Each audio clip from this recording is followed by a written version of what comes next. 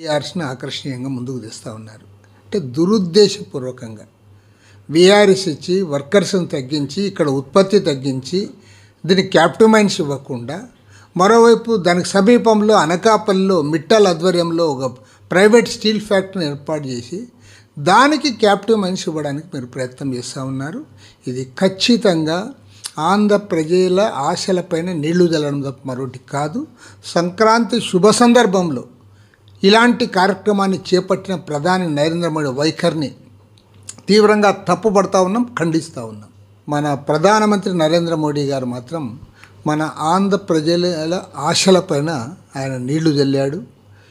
జనవరి 15వ తేదీ నుండి ఈ నెలాఖరు వరకు 31వ తేదీ వరకు విశాఖ ఉక్కు ఫ్యాక్టరీలో 15 సంవత్సరాల సర్వీస్ ఉండి 45 సంవత్సరాల వయసున్న వాళ్ళందరూ కూడా వారు నేరుగా వీఆర్ఎస్కి ఆన్లైన్లో అప్లై చేసుకోవచ్చు అని చెప్తా ఉన్నాడు. అంటే విశాఖపట్నం స్టీల్ ప్లాంట్ని క్లోజ్ చేయడానికి అనేక మార్గాల ద్వారా ఈ ప్రభుత్వం ప్రయత్నం చేస్తూ ఉంది. గత 4 మాసాలుగా సక్రమంగా జీతాలు ఇవ్వలేదు. తర్వాత ఉత్పత్తిని తగ్గిస్తూ ఉన్నారు.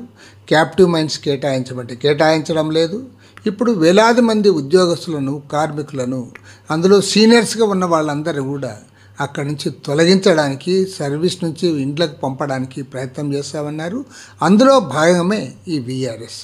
ఎందుకంటే దాదాపు 250 కోట్ల రూపాయలు ఉద్యోగస్తులకు, కార్మికులకు చెల్లించాల్సిన బకాయిలు చెల్లించకపోగా ఇవాళ మీరు ఇది ఏదైతే వీఆర్ఎస్ అంటా ఉన్నారో వీఆర్ఎస్ని ఆకర్షణీయంగా ముందుకు తెస్తూ ఉన్నారు. ఈ అంశం పైన ముఖ్యమంత్రి చంద్రబాబు నాయుడు గారు, ఉప ముఖ్యమంత్రి పవన్ కళ్యాణ్ గారు కూడా స్పందించాలని చెప్పి డిమాండ్ చేస్తూ ఉన్నాం.